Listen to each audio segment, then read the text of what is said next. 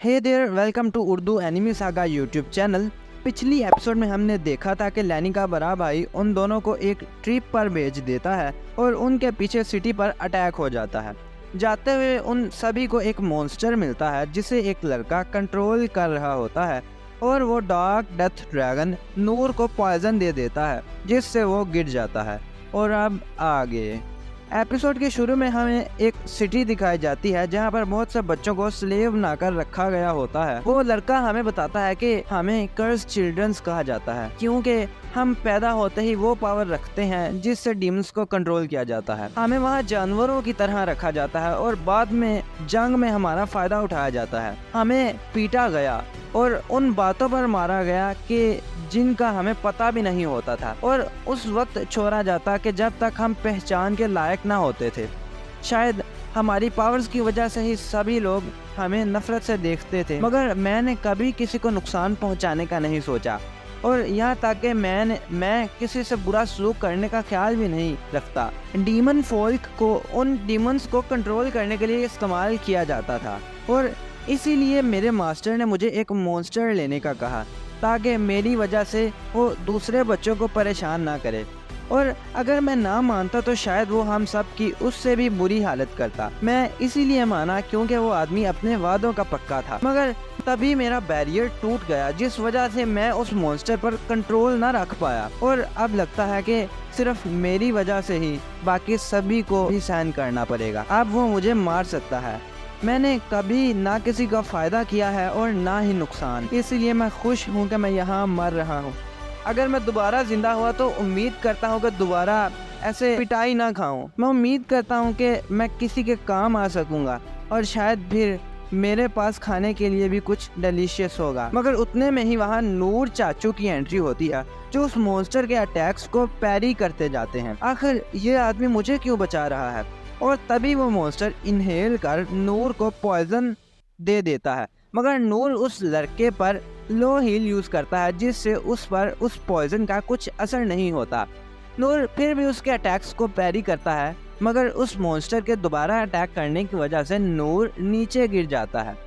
नूर हमें अपने पास्ट की स्टोरी बताते हुए कहता है कि ट्रेनिंग स्कूल से वापस आने के बाद मैं फॉरेस्ट में से कुछ हर्ब्स इकट्ठा किया करता था और फिर उनका सूप बनाकर खाया करता था, मगर एक दिन उनमें से एक पॉइजनस निकली। मगर नूर लो इस्तेमाल कर बच जाता है और कहता है कि अब मुझे दर्द फील नहीं हो रहा, मुझे अगली मर्तबा से इसका ख्याल रखना होगा। और उतने में ही वहाँ पर एक सांप आकर उसे काट लेता है जिस वजह से ये शैम्पू थोड़ी देर के लिए बेहोश जरूर होता है, मगर उस पॉइजन का उस पर कुछ खास असर नहीं होता, और उसी वजह से अब नूर उस सांप को भी खाना शुरू कर देता है। अगले दिन फिर वो अपने आप को एक सांप से कटवाता है जिससे उस पर कुछ खास असर नहीं होता, और वो कहता है कि इसलिए कि शायद ऐसा करने से भी मुझे कोई नया स्किल मिल जाए, मैंने जहरीले जानवर खाने शुरू कर दिए। हालांकि मैं कभी उन्हें जेल ना पाता था, मगर फिर भी मुझे आज तक यही लगता है कि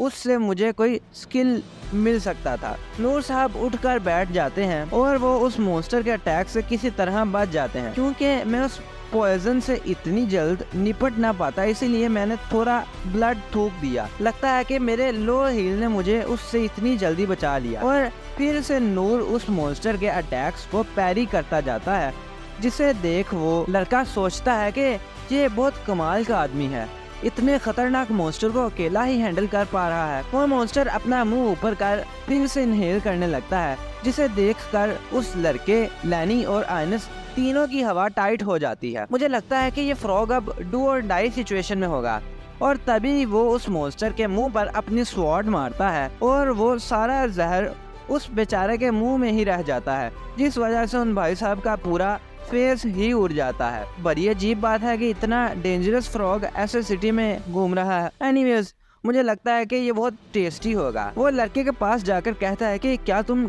ठीक तो हो? जिस पर वो कहता है कि मुझे माफ करना, असल में मैं ही किसी का प्रॉमिस की वजह से उसे सिटी की तरफ ले जा रहा था। जिसे सुनते ही नूर हैरान रह जाता है। लगता है कि ये उसे खाने के लिए सिटी की तरफ ले जा रहा था और उसे तब तक जिंदा रखना ही बेहतर चॉइस थी उसके लिए। पक्की बात है कि उस लड़के ने उसे अपने साथ लाने के लिए बहुत कोशिश की होगी। ओह लगता है कि मैंने तुम्हारी डिलीवरी खराब कर दी। मुझे माफ कर देना कि मैंने तुम्हारे फ्रॉक को मार डाला, मगर मुझे ये बताओ कि तुम उसे अपने साथ कैसे लेकर आए। जिस पर वो उसे बताता है कि मैं मॉन्स्टर्स को कंट्रोल कर सकता हूँ। अगर तो ये बच्चा मॉन्स्टर को कंट्रोल कर सकता है तो ये कितनी अच्छी बात है, कितना अमेजिंग स्किल है। मैं पैदा ही ऐसे हुआ था क्योंकि मैं डीमन फॉल्स से हूँ। जिस पर नूर कहता है कि तो ये सब करना डीमन फॉल्स के लिए आम बात है, मतलब कि डीमन फॉल्स के ट्राइब के पास ये एबिलिटी होती है। पहले मैं भी सोचा करता था कि अगर मेरे पास ऐसी एबिलिटी हो तो मैं खेती बाड़ी में एनिमल्स की मदद लेता या फिर लेटर्स भेजने के लिए बर्ड्स का इस्तेमाल करता, और यहाँ तक कि रात को मुझे आवारा कुत्तों का भी डर ना होता। वो लड़का कहता है कि क्या तुम्हें मेरे जैसे डीमन फॉल्स से डर नहीं लगता। जिस पर वो कहता है कि उस पावर से क्यों मला हेट करें, और रही बात लोगों की तो उनका तो काम ही है बातें सुनाना, मगर मेरे लिए तो तुम्हारी एबिलिटी एक सुपर स्किल है। और वो लड़का अपने पास्ट को याद कर रोने लगता है। मेरे मुकाबले में ये लड़का पैदा ही एक अच्छी स्किल के साथ हुआ है, मगर मुझे लगता है कि अभी वो कुछ मसलों से गुजर रहा है। और नूर उसके सर पर हाथ रख कर कहता है कि कोई बात नहीं, इसमें रोने की क्या बात है।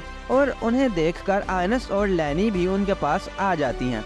लैनी के पूछने पर नूर कहता है कि मैं ठीक हूँ, मैं अपनी तारीफ नहीं करना चाहता, मगर मुझ पर पॉइजन का कुछ असर नहीं होता। इसे सुनते ही वो दोनों शॉक रह जाती हैं, और लैनी सोचती है कि पक्का वो एक मियाज़मा पॉइजन था, ऐसा पॉइजन जो अपने रास्ते में मौजूद मिट्टी को भी इनफर्टाइल बना देता है, और फिर उसका डायरेक्ट अटैक तो और भी खतरनाक होता होगा। शायद ऐसा हो सकता है, अपनी बॉडी को एक सेंट की तरह ट्रेन करने से ऐसा हो सकता है, मगर सेंट को तो इस पोजीशन पर पहुंचने तक 40 साल लग गए थे, और इंस्ट्रक्टर नूर ने उसे इतनी यंग एज में ही हासिल कर लिया। बहुत कमाल की बात है ये तो। उस लड़के का नाम रोलो होता है, जिसे लैनी पूछती है कि तुम डीमन फॉल्स से हो। जिस पर नूर उसकी तारीफ करते हुए कहता है कि हाँ, तुम तो उसके बारे में अच्छी तरह जानती हो। लैनी, क्या हम रोलो को अपने साथ कैरेज में ले सकते हैं। जिस पर आयनस कहती है कि हम ऐसा नहीं कर सकते।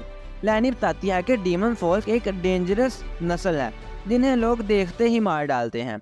रोलो ने बताता है कि वो उस मॉन्स्टर को सिटी की तरफ ले जा रहा था। जिसे सुनते ही लैनी कुछ परेशान सी हो जाती है। तो रोलो, तुमने कहा था कि किसी से प्रॉमिस की वजह से तुमने ऐसा किया, कौन है वो शख्स। जिस पर वो कहता है कि कोई पता नहीं मुझे बरा ही ऐसे किया गया है।